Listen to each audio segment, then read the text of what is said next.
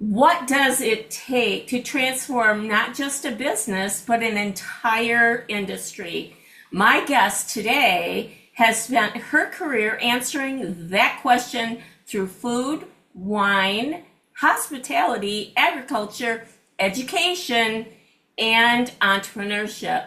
And what I find particularly fascinating about her story is that all of those seemingly different worlds are connected by one idea: intentionality.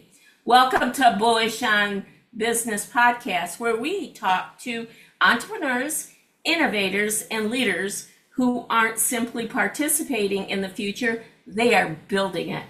I'm Rose Odette, and today we're talking about something much bigger than wine or restaurants. We're talking about what happens when an entrepreneur, you'll meet her today, brings together business, agriculture, science, education, hospitality, and community around a shared vision. My guest is Amanda Danielson. Hi, Amanda. Hi, Rose. Hey, a nationally recognized hospitality leader, entrepreneur, educator, and advanced sommelier. Sommelier. There we go.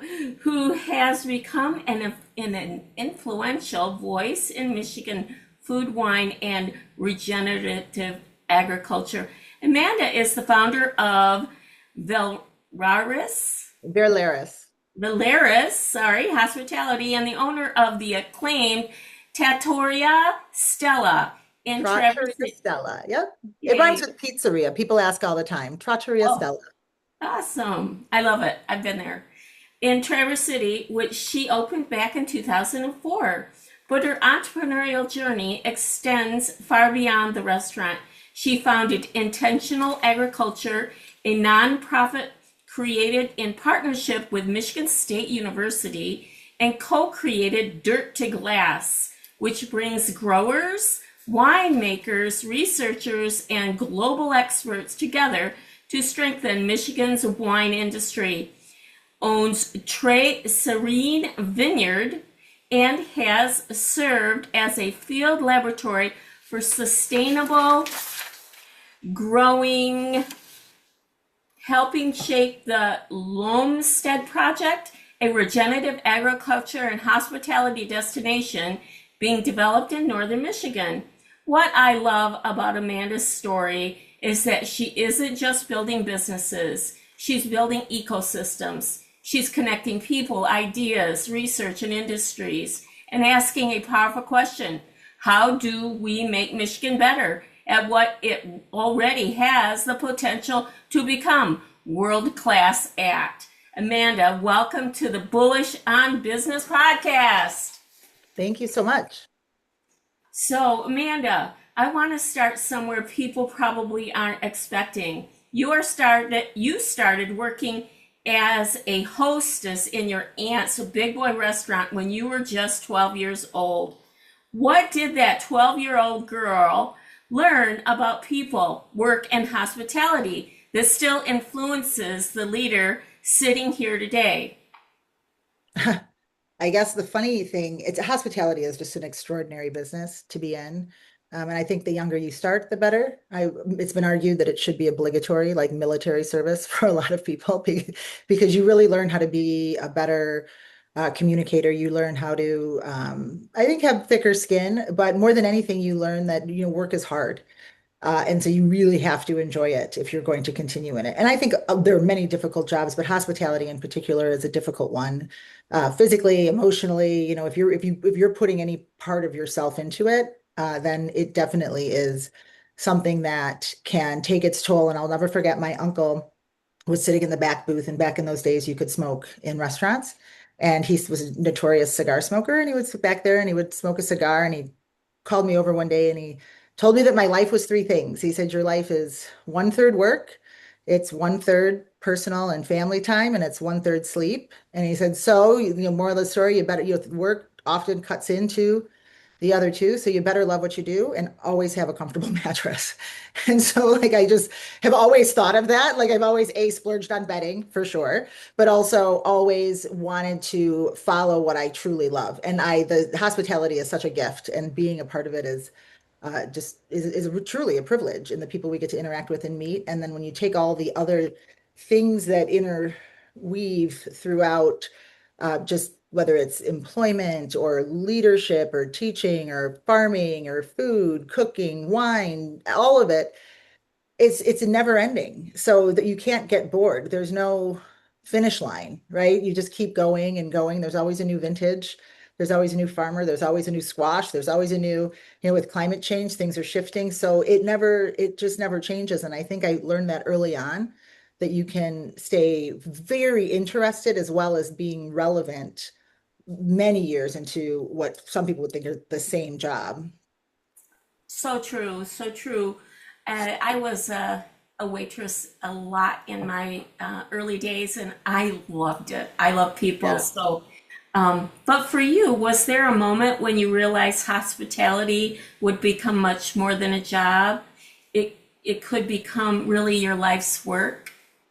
I never, I guess I never really thought any differently, because to me, hospitality is beyond just having a restaurant or a hospitality company. It's a much more kind of a way of life, right? You are engaging in hospitality when you invite people into your home. You're engaging in hospitality when you graciously address somebody at a retail store, whether you're the clerk or not. I mean, there's just, to me, hospitality is so fully ingrained in my life that whether I was running restaurants, wine programs, teaching, it's all hospitality. So I could be a lawyer and it would still be hospitality. You're right, how are you engaging with your people? And I think that is the important distinction. And again, I think it's a gift. Awesome. I agree. You've said that exceptional hospitality comes from education, intentional work, and a deep respect for place. Mhm. What does respect for place mean to you, and why has Northern Michigan become such an important part of your life's work? That's a great question. Whether or not you're dealing with something that's literally grown in your backyard or grown across the world, maybe say in like Italy, for instance, or produced in Italy, where it's from matters. So when we can source things locally, especially in the case of produce, livestock, et cetera, we obviously want to. We want to support the people in our immediate environment, our immediate community, et cetera. When we source things from elsewhere, whether it's the West Coast or Italy or France, or we want it to be reflective of the place where it's coming from. And that's just in the products that we have on most of our menu is local when it's that way, it's regional, certainly.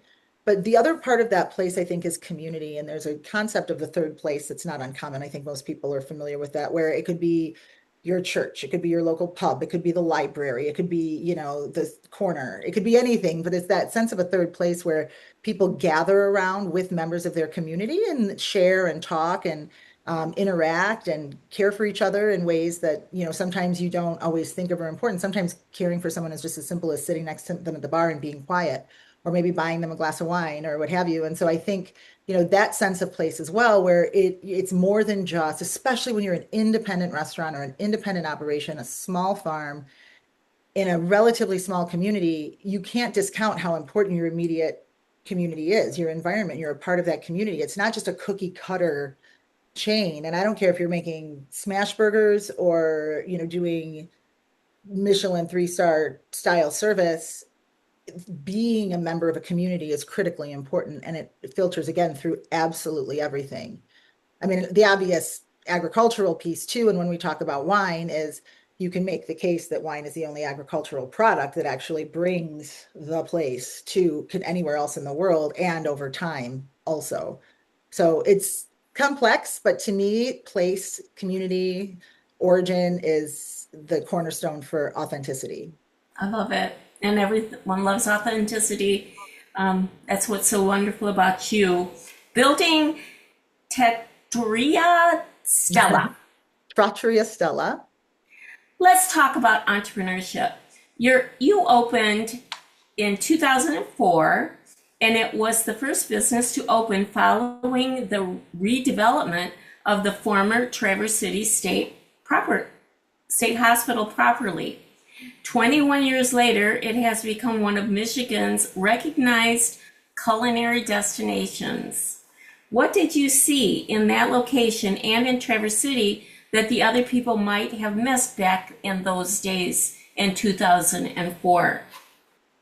I think I have a high tolerance for risk. We also had nothing then, and still put so much in. It's just it's a restaurant. It's hard, right? It's not a high profit margin business necessarily, and so we needed someone to take a chance on us because we didn't have a lot coming in to invest, and the Minervinis were willing to do that. Obviously, they also had a high tolerance for risk, being willing to take on the redevelopment of this enormous campus and its buildings that had lead and asbestos and bats and raccoons and all sorts of things. It was wild.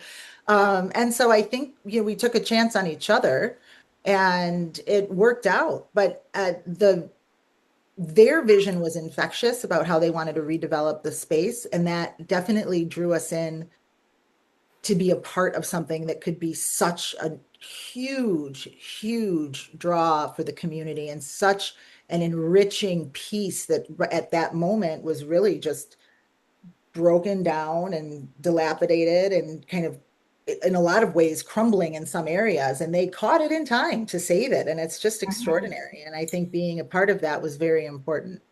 What were the hardest years, though, for Stella, and what kept you going? I'm sure it wasn't all peaches and cream. Well, no, I mean, we opened up in 2004, a few months later than we had planned, but delays in the restaurant. Opening a restaurant is not that's typical.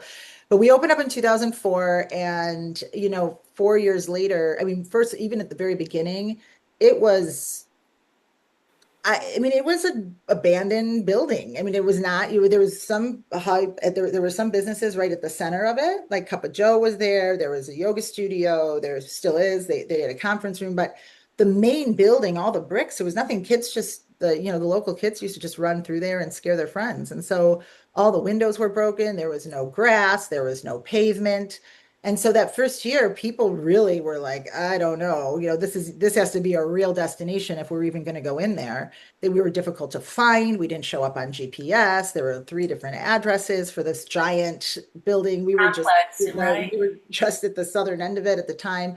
There were no other businesses there that were doing food service or that people had to come really just to come to see us. There was nothing else. Then slowly but surely things started to grow. Obviously, Left with Charlie came in. They were one of the first businesses. Uh, Christy Minervini opened up her gallery. That was Gallery 50, and that was a wonderful retail store. And she did a great job of marketing herself. So now we started to have this small group of people that were doing things that complemented each other very well. And then 2008 hit. And so there was a huge financial downturn in 2008, and we just prioritized our staff, were made smart decisions and came out of it on the other side. And once we did that, we were like, okay, we're going to do this. We're Wow, good. We can, wow. but we never lost, my chef and I were just talking about this the other day. We always stayed very consistent with our original plan. And still to this day, sure, there have been changes and things, we're no longer open for lunch, things like that. But that was a natural evolution of the space too, where we were the only restaurant there. So we had to be there for lunch and dinner. But now we close for lunch and it opens up the space for restaurants like S2S and Red Spire, Spanglish to be open and serve that community. So again, I think being a part of that community, really working within that community and certainly being a draw and an anchor to the village, but never taking that for granted and Awesome. maintaining that strong, that's just a strong relationship with the God people that bless you for that. That was a really important move you made in those early days, and I'm sure that the whole community appreciates it. One of the things that really stuck out to me when I was reading your biography, and it was this one statement: you believe the true measure of success isn't simply creating a thriving business, it's creating pathways for the people responsible for that success. That's an important leadership philosophy. And how have you actually translated that belief into the culture in your businesses? Invest in your people. I mean, financially and also through education. We have from the very beginning, anytime I learn something, I feel that's a greater responsibility to impart that knowledge and information to people. And not in a way because it makes me look smart, in a way that makes it accessible, whether it's accessible to people who have been with me for 20 years or accessible to the person who's having a glass of wine for the very first time or somebody who is terrified of octopus and they don't, it's there is no judgment there in that space of hospitality, right? And it's generosity on both sides. And so to me, I always want to leave it better than I found it, but I also want to make sure that other people can do what I do. And I want them to teach other people to do what they do. And that's how we grow as a group. It doesn't have to be the constant carousel in the restaurant industry that people are jumping on and jumping off and jumping on and jumping off. I mean, I think in both hospitality and agriculture, the jobs, unfortunately, are generally regarded as lower quality jobs, when in my opinion, they require, if you're doing it right, the same level of professionalism and practice and education and any, maybe not brain surgery, but certainly, I mean, in the sphere where people will always be needed, you can automate some things, but you cannot automate hospitality. Robots can make your French fries, but they can't deliver what we deliver or what other restaurants up here that operate like that, like the Cook's House, for example, or Modern Bird. Like they can't, I mean, you can't automate that. That requires people, and those people have to be cared for. Well, I think it's so obvious when you walk into a quality restaurant, a high-end place, that the staff and the owner, that you're just walking into a culture that's designed for that growth and that atmosphere. I think it's wonderful. So from restaurant to vineyard, wine seems to have been one of the threads connecting almost every stage of your career. You became an advanced sommelier. Sommelier. Sorry, my French is Sorry. terrible. And eventually took that expertise all the way back to the soil through your own vineyard. What did growing grapes teach you about drinking, studying, and selling wine that never could? Like, what did growing the grapes, actually getting your fingers dirty, like dirt to glass, what did that teach you? Well, let's be clear. I am not a farmer. I don't farm my vineyard. I don't. We created, when I founded Dirt to Glass in 2001, it was with the intention to ultimately partner with Michigan State's Department of Horticulture to create a conference, an annual viticulture conference. And then it just made sense that we could have a field lab, if you will, that would grow up with the conference so that people could see every stage of a vineyard right from the beginning through. The only reason that that exists and works is because there are people that believe in that as well. And so I have a friend who actually does the farming along with his own vineyards out on Old Mission Peninsula. And there are experiments and sensors and things and so that are happening out there all the time. So I don't want anyone to get the impression that I'm farming, because anyone who knows me knows I can't even keep my front beds tended to, right? So that is, but what the reason for it was, in my position, where what my main job, right, for most of my career, now it's a little diversified, but has been to taste wine, evaluate wine, choose to buy wine, sell wine, educate on wine, right? And if you study it at a deep level, you realize how much the soil matters, how much not just the geology, but also how the soil is treated, tended, so much. It's the complexities here, and we don't need to go into it. But I also realized, as I pulled away from my own studies and just talking kind of around about wine, that most consumers forget that wine's an agricultural product. They just Mhm. forget that. They're like, it's a glass of wine. It's like a beer. It's like a whatever, but it's also the only agricultural craft beverage. I mean, you could make an argument for grains grown locally, but we're just talking about wine that is really inextricably linked to precisely where it is grown. Not just Michigan grown, but precisely where it's grown, whether it's Old Mission Peninsula, San Luis Obispo, Brunello, Barolo, right? Gattinara, like Champagne. it's Champagne, right? It's linked to that. So I think that's very important when we think of the consumer. And I feel like the consumer has to always keep in mind that it is an agricultural product, which means if you love it, you have to protect agriculture, right?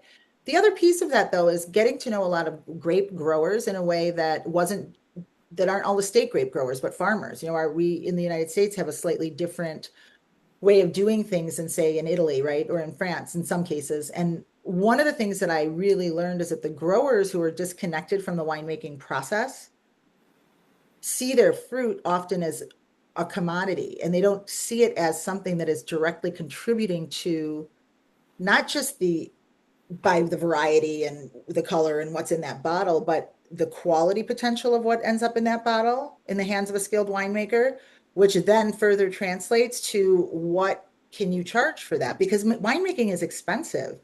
And here in Michigan, for so many years, I would hear people come up and like, oh, I can't believe that there's a Michigan wine that costs that much. I'm like, what makes you think it costs less to make wine in Michigan than it costs to make wine anywhere else? It does not. The barrels cost the same no matter where you are. The tanks cost the same no matter where you are. Sure, there's some land price differences, but let's face it, land in Michigan is not inexpensive. So I wanted to make those connections. And so I was always thinking, I love Venn diagrams, and I was always thinking of like a circle that's cyclical. So it just felt like dirt to glass made sense. And then people argue, well, should it be soil to glass? I said, no, because if you just put your grapevines without thinking anything about building up that microbiome, the health of the soil, just like you think about your own personal health, it's just not going to be the same. It's not going to yield the same, right? There has to be more intentionality. You used that word before. The nonprofit is intentional agriculture. It has to be intentional decision making. And what you're putting in that ground today and how you tend it, you have to think about what you'll be harvesting in 20 years, because it takes 3 to 5 to get really your first viable crop. And then the vines are still in their adolescence for a good another 10 years or so, 8 to 10 years. And then they start to really come into their own. And so thinking in those long terms, it requires more thought. And I think it requires more connection. And so the reason we framed everything the way we did is I always thought that, you go to a conference and the winemakers go in one track and the grape growers go on the other track, and they don't actually meet together. And that to me doesn't make any sense, because it is a collaboration. And I feel like that is really what we wanted to hit with Dirt to Glass. And then now as we scale intentional agriculture, it certainly is a big part of our philosophy and focus. So, regarding Dirt to Glass, how many attendees do you expect? We're actually sold out for the first time. So we've done very well with attendance. This is our 5th year. And so we'll have about 170 people in the first day of seminars. And then we have 14-passenger shuttles that will take people around day 2, which are field visits throughout Old Mission and Leelanau peninsulas. Awesome, congratulations. That's really, really cool. So, when I think about the business case for regenerative agriculture, let's tackle one of the biggest misconceptions around sustainability. Business owners hear words such as sustainable and regenerative and sometimes assume we are talking about an environmental expense rather than an economic strategy. Can regenerative agriculture actually make a farm or vineyard more profitable and economically resilient? Where is that business case? That's easy. It absolutely does. And there are countless studies from around the world, and the United States is pretty far behind a lot of the world in terms of some of these things. And regenerative does, because if you think, first of all, and I mean, it's so complex, and I'm not qualified to answer the general thing as far as sustainability and economic sustainability through regenerative is you have healthier vines, Mhm. healthier dirt, healthier vines, less vine death, greater vine longevity, optimal yields, not necessarily maximum, because it isn't always driving maximum yield. It's optimizing what the vine can give you, and then giving you a quality of fruit that can produce a higher quality wine. And at the end of the day, better farming yields better wines. It's that simple. Is it difficult to sell that to the industry? Um, you know, It's interesting because up here we had cherry farmers primarily, and then in the southwest of Michigan, it was a lot of juice grape growers and other things. I'm simplifying it. And the way that you grow cherries, apples, right, is different than the way that you grow wine grapes. The way that you grow juice grapes is different than the way that you grow wine grapes. I mean, even the pricing structure for how to you sell them, and it's just different. There are always going to be people in any industry. I don't care if it's, making widgets or growing grapes that have done it the same way that their father did it, that their grandfather did it. It's just how they do it, and it's just how they're going to do it. And there's going to be some sort of like trying to conflate sound farming practices that also, from a business perspective, make sense with some idealism. And that's really not the case. I mean, it's practical. And with a lot of regenerative practices, people are experimenting with all sorts. It's not, you don't have to like open up this box of opportunity and just different practices and just do them all at once. You can select this, you can select that. We were just awarded a grant where we're trying to build a regenerative farmer network around grapevine farmers, and having like a couple of them are grazing sheep, a couple of them have just decided they're going to do different hand weeding instead of using herbicides. There's just using cattle. I mean, there's just so many different things. It's really endless. And the idea is not to have to try to reinvent the wheel, but to let's learn from these regions around the world that have already been doing this, have proven out the theory. And if people want to be skeptical, I don't care. Like, they can be skeptical. It's like science is true whether you believe in it or not. Right. You You know, know, one of the things that we did in the early days of my job when I was the first to market electronic medical record software provider in the 90s and the early 2000s is we would literally pencil sell it.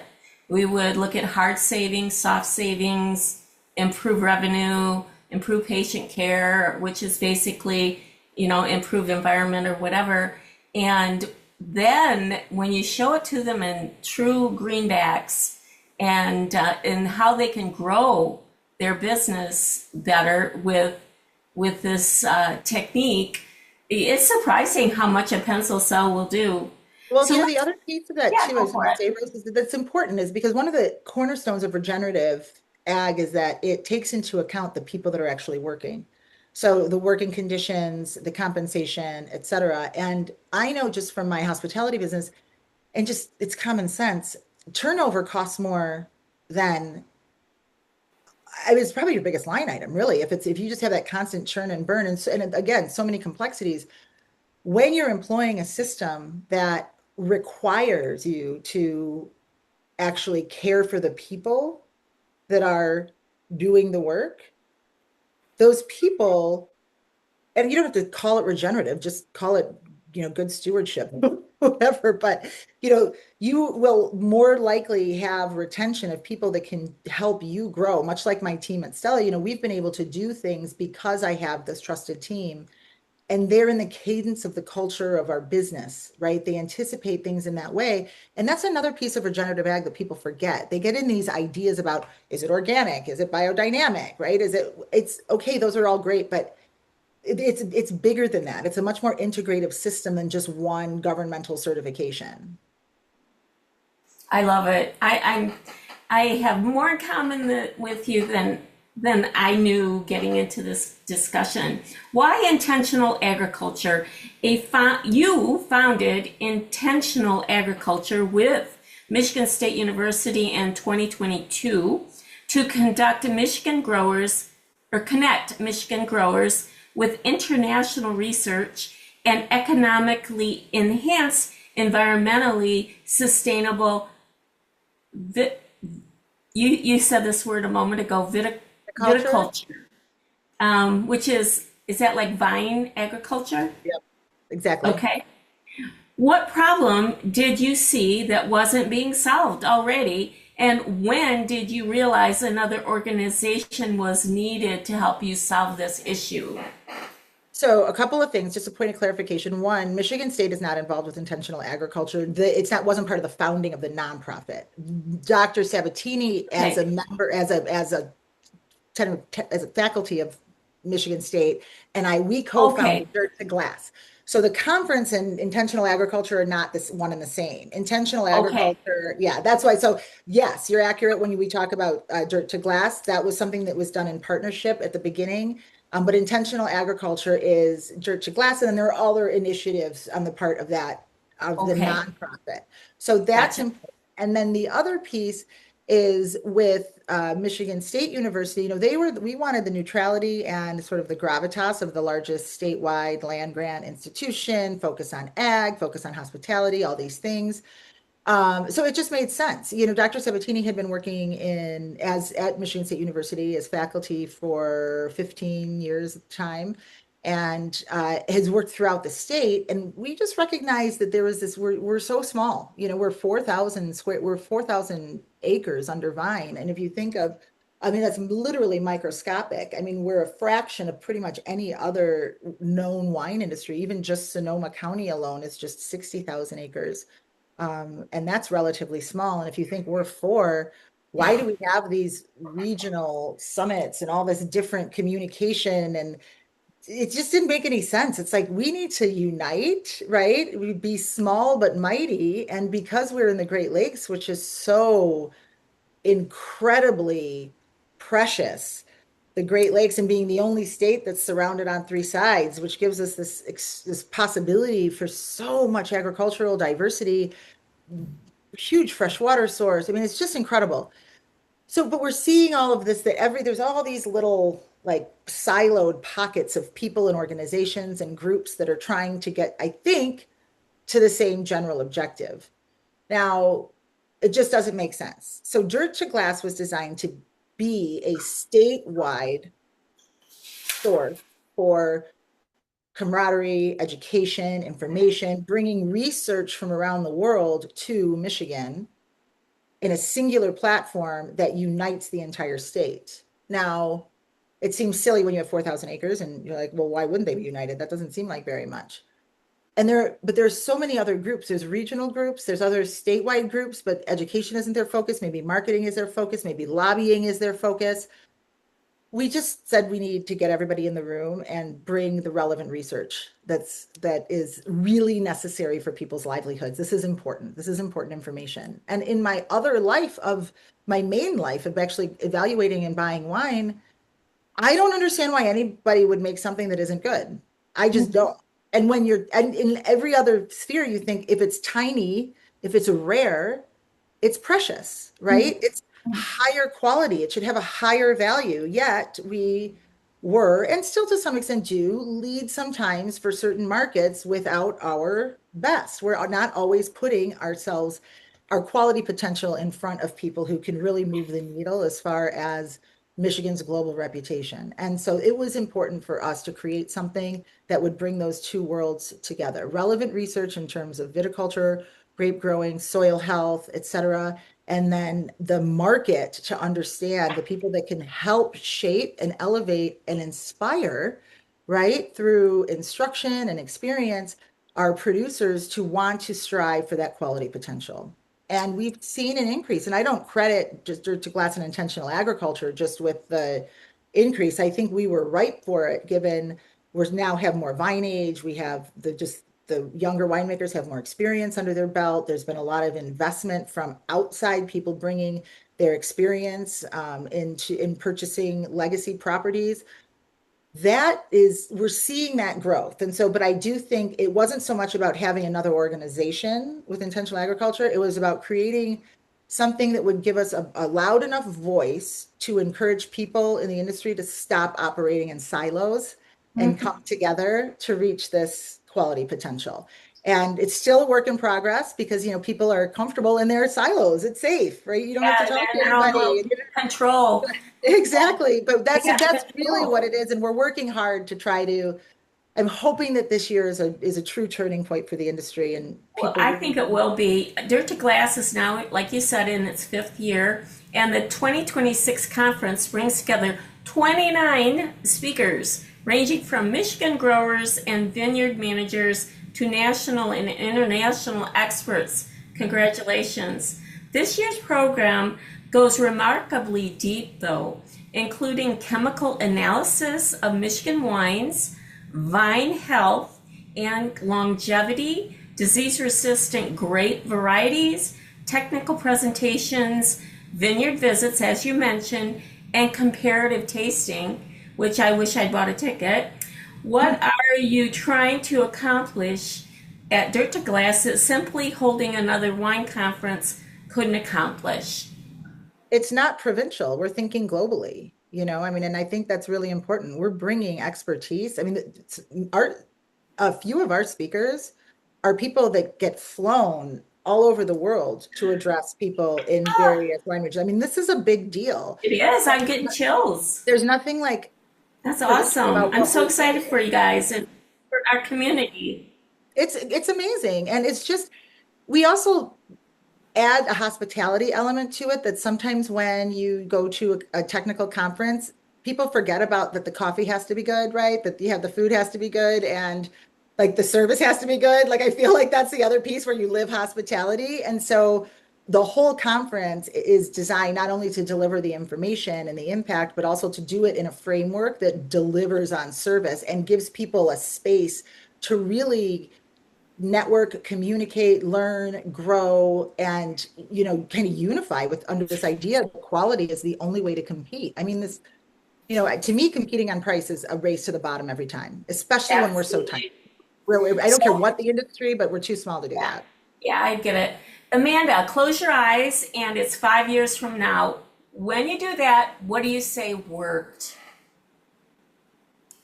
An absolutely unrelenting commitment to collaboration. Even in the face of adversity, when people are like, no, no, no, no, no, I'm good, I'm in my lane, I'm going to stay there. But I think an unrelenting commitment to that, it's the only way. It's the only way to make anything work and then be able to continue. My hope is that in 5 years, that spirit of collaboration will have inspired enough people to carry on with intentional agriculture and the continuing elevation of our industry. Aside from yourself, who do you see are change agents helping you with that? That's a great question. It's, with wine, it changes every year. So vintage, I will say as I'm always impressed with people that have been doing it for a long time and remain relevant because they're paying attention to what's happening in the greater market. A great example of that would be Brian Olbrich and his team at Left Foot Charlie. He is a forward thinker. I mean, he's been at it for a lot. I mean, he's been at it for, I think in this up here, I want to say 26, 27 years.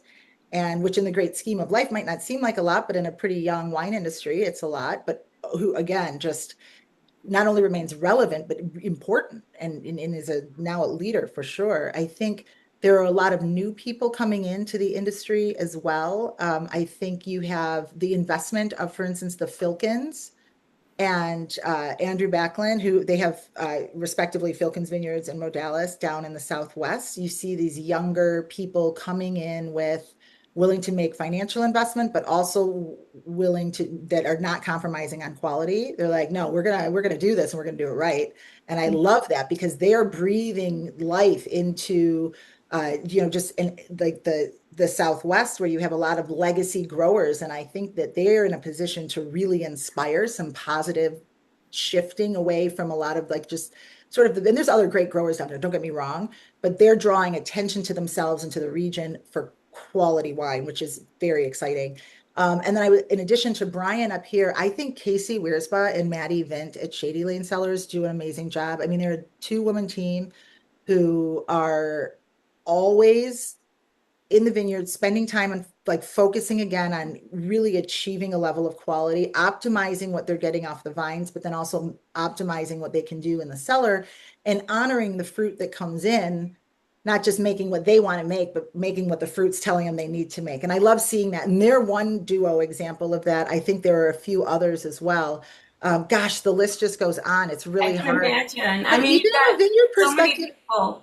but I will tell you this to a vineyard perspective. We lost a person who planted the oldest and really just an impressive vineyard of Pinot Blanc on an old Mission Peninsula.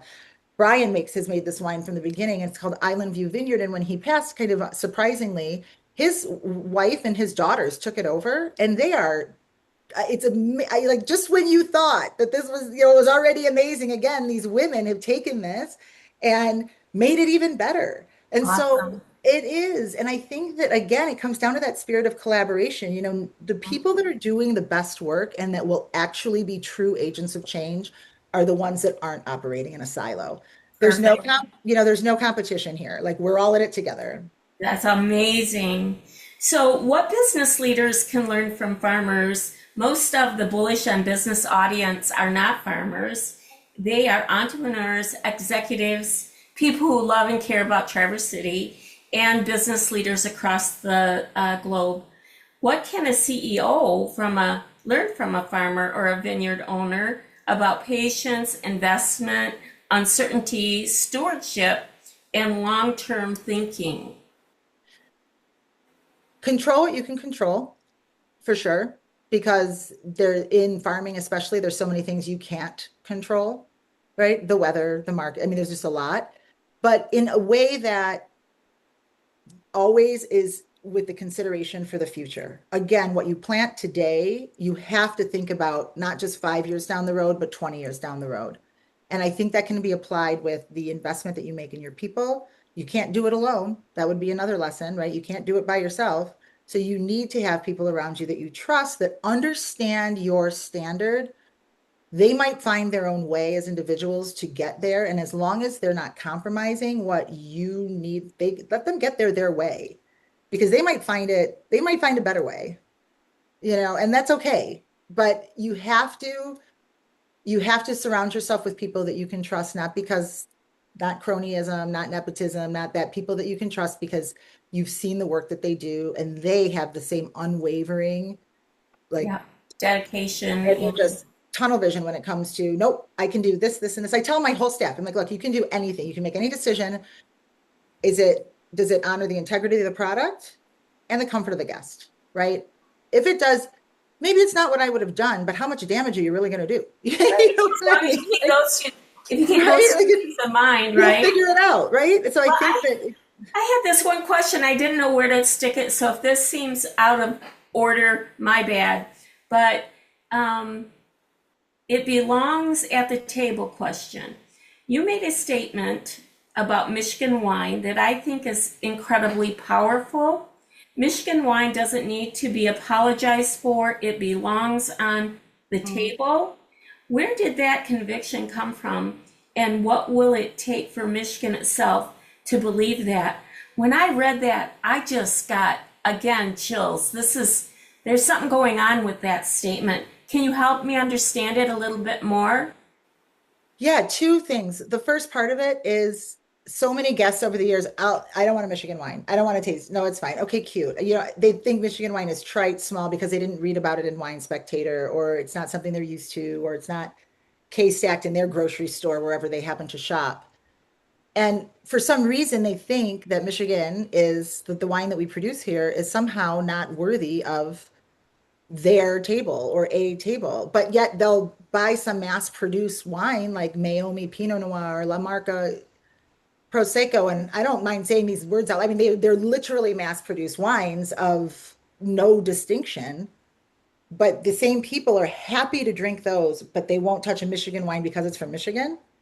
Like, I mean, to me, that's ridiculous. And I think that people have to understand that if it's you don't know where Val d'Aosta is, but the wines from Val d'Aosta are delicious, but because it's Italian, you're going to drink it because I told you it's delicious and it's from Italian. It's tiny. It's like maybe smaller, right, than even we are. So, it's those things that people just have this strange perception, but that's kind of where it started. But I will say that Michigan shoots itself in the foot too often, at least our industry does. And I think it's changing with the aforementioned investment and younger people coming in and people growing and paying attention to the market. But so often we lead with what isn't our best. So in distribution, maybe it's the lakes of, sweet, sticky wine, whether from Riesling or other grape varieties, that maybe they fuel some sort of revenue stream, and that's completely fine. But it isn't one that is actually going to build a reputation as a serious quality wine producing region. I don't care how people keep the lights on. That's enough. I mean, with business, business, right? You have to keep the lights on, right? There's certain things that keep the lights on. But at the end of the day, if those things are undermining an entire industry's ability to take its place on that world stage and realize a quality potential, that's a problem.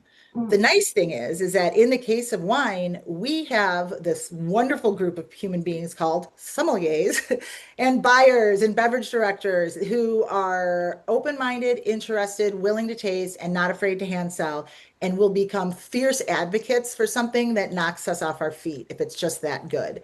And so there are enough examples of those wines and people, some of those I mentioned, and more people are producing wines of that level of quality, and they're getting them in front of us. They're getting them in front of sommeliers. They're getting them in front of influential distributors and buyers, and they're getting them in the market so that people with credibility are hand selling them on their floors. And that's what drives the quality message. That's what brings it home. The tasting room clientele and the restaurant buying clientele are not necessarily the same, and one isn't better than the other, but we will all forever be relegated to, oh, Michigan, if we don't take our place where we deserve to be. And the only way that's going to happen is to get us out there. Absolutely. So we're into the rapid fire closing. Quick question, you answer, I move to the next. There's only about 5 of these or 6. Ready? Yep. Michigan wine, everyone should experience at least once. Island View Vineyard Pinot Blanc. Okay, yummy. One thing every entrepreneur should understand about hospitality. It's a relationship. It's just not a one-way street. Farmer, chef, sommelier, said it. Which teaches you the most about business? Wow. All of the above. I would say being an employer teaches you the most about business. One Michigan agricultural opportunity we're underestimating. I would just say agriculture in general, for as diverse as we are. We protect a lot of farmland, but we don't necessarily protect the farmer's ability to succeed economically. Missed opportunity, in my opinion. Finish this sentence. Michigan will become world class when We understand collectively that we deserve to be. awesome. It's in our own destiny. Well, I'm about ready to roll into our outro, but I wanted to give you a moment to add anything that you wanted to say that we didn't touch on yet. I would just say one thing, and when right after you asked the question about hospitality and rapid fire, what I really like, I was like, and I think about this a lot. It's just not about you, right? Like when I think about hospitality, like it's not about me, right? I'm a delivery mechanism for hospitality. And I think that's true of pretty much everything. It isn't about the rock star on the label. It is about the people that are behind it, but not because of them. It's because of the work that they're doing. And I think that when we think of it in those terms, it's different. I get so sick of these, and don't get me wrong, intro was lovely. And yes, I understand I've done a lot, but it's not about me, right? I've done the things that I do so that I can leave it better than I found it, and that we work together for the industry. That's where the value is to me, is when I see Michigan wine on wine lists in London and Paris and Rome and Chicago and New York and Charleston. And when I see Michigan wines there, then the work is done. When people no longer think Michigan is like, oh, Michigan, right? Even guess, I have a guest coming in from California, and it's a big deal. We have to roll out this red carpet. I'm like, I'm going to do what I always do. Like it's, but the people that are hosting him are so concerned that Michigan can't deliver because he's from LA. I'm like, stop it, right? Just stop Right, right. it. But I Well, do you think, your humility is appreciated, and it is rare, and that is why it is appreciated, and that is why it works. yeah, I Um, don't know if I was always like, I don't know, who knows, age, wisdom, time, experience, those right. things. But Yeah. there's no question that we just have to get around the table together. Well, Amanda, thank you. What I love about your story is that it demonstrates something we talk about constantly on Bullish on Business. Great entrepreneurs don't simply build companies, they build ecosystems like you.